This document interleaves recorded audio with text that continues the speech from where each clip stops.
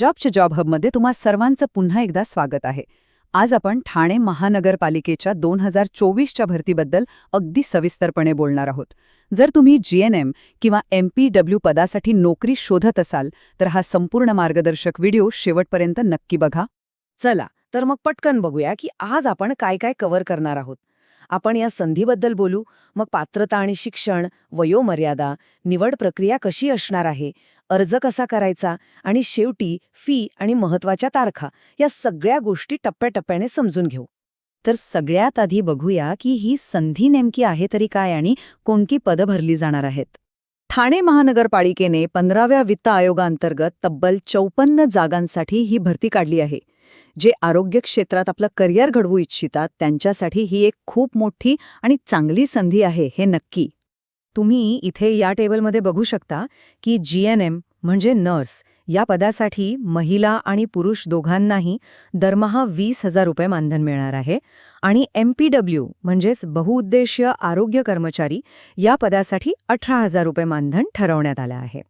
चला आता पुढे जाऊया आणि बघूया की या पदांसाठी अर्ज करायला नक्की कोण पात्र आहे आणि शैक्षणिक अर्हता काय काय लागणार आहे.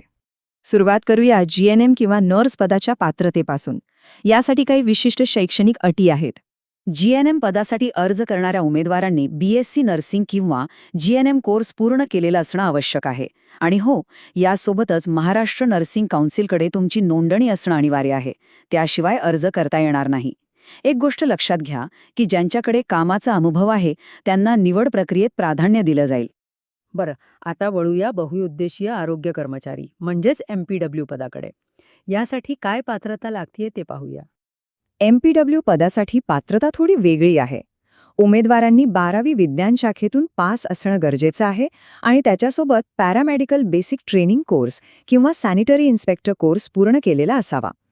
इथेही जीएनएम पदाप्रमाणेच अनुभवी उमेदवारांना प्राधान्य मिळणार आहे. पुढचा महत्त्वाचा मुद्दा म्हणजे वयोमर्यादा.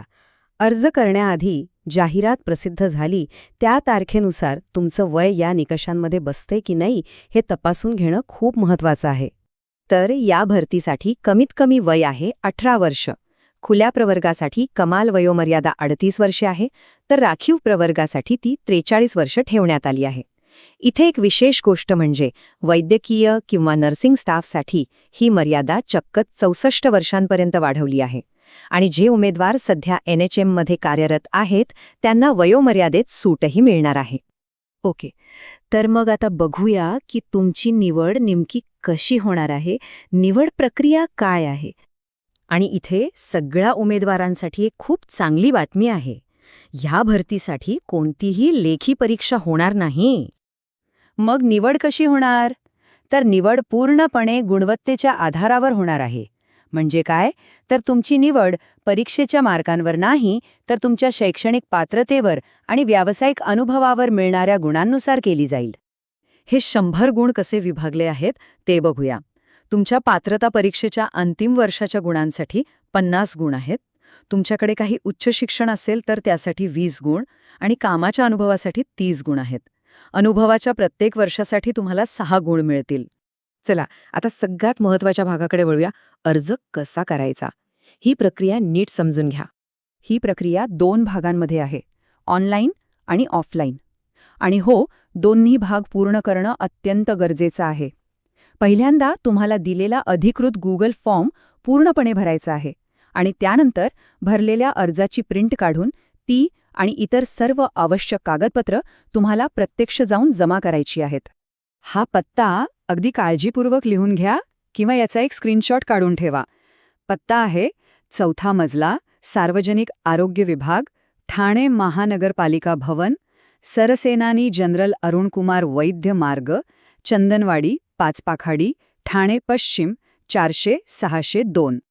आणि आता शेवटच्या पण तितक्याच महत्त्वाच्या गोष्टी म्हणजे फी, डेडलाईन आणि काही खास सूचना ज्या तुम्हाला माहीत असायलाच हव्यात. इथे तुम्ही बघू शकता, खुल्या प्रवर्गासाठी अर्ज शुल्क आहे 750 रुपये, तर राखीव प्रवर्गासाठी ते 500 रुपये आहे. आणि हे शुल्क तुम्हाला डिमांड ड्राफ्ट म्हणजेच डीडीद्वारे भरायचं आहे. हा डिमांड ड्राफ्ट कोणाच्या नावे काढायचा आहे हे नाव खूप खूप महत्त्वाचं आहे. यात चूक झाली तर अर्ज बाद होऊ शकतो. त्यामुळे नीट लक्ष द्या.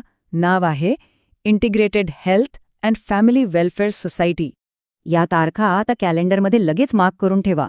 जाहिरात 6 मार्च 2024ला आली आहे आणि अर्ज जमा करण्याची शेवटची तारीख आहे 16 मार्च 2024. आणि वेळेकडे विशेष लक्ष द्या. फक्त दुपारी 2 वाजेपर्यंतच वेळ आहे. जाता जाता काही गोष्टी लक्षात ठेवणं खूप गरजेचं आहे. पहिली गोष्ट म्हणजे ही पदं तात्पुरती आणि कंत्राटी स्वरूपाची आहेत. फक्त 11 महिने आणि 29 दिवसांसाठी. दुसरं, उमेदवाराला मराठी भाषेचे ज्ञान असणं आवश्यक आहे. अपूर्ण अर्ज थेट फेटाळले जातील. आणि सगळ्यात महत्त्वाचं, अर्ज करण्यापूर्वी अधिकृत जाहिरात स्वतः एकदा काळजीपूर्वक नक्की वाचा. तर ही सगळी माहिती पाहिल्यावर आता खरा प्रश्न हा आहे की ही संधी तुमच्या सध्याच्या करिअरच्या ध्येयांसाठी योग्य आहे का? चला तर मग पटकन उजळणी करूया. सर्वात आधी आपली पात्रता तपासा, गुणवत्तेवर आधारित निवड प्रक्रिया नीट समजून घ्या, 2 टप्प्यातील अर्ज प्रक्रिया अचूकपणे पूर्ण करा आणि 16 मार्च दुपारी 2 वाजेची अंतिम मुदत अजिबात विसरू नका. जॉब हब पाहिल्याबद्दल धन्यवाद.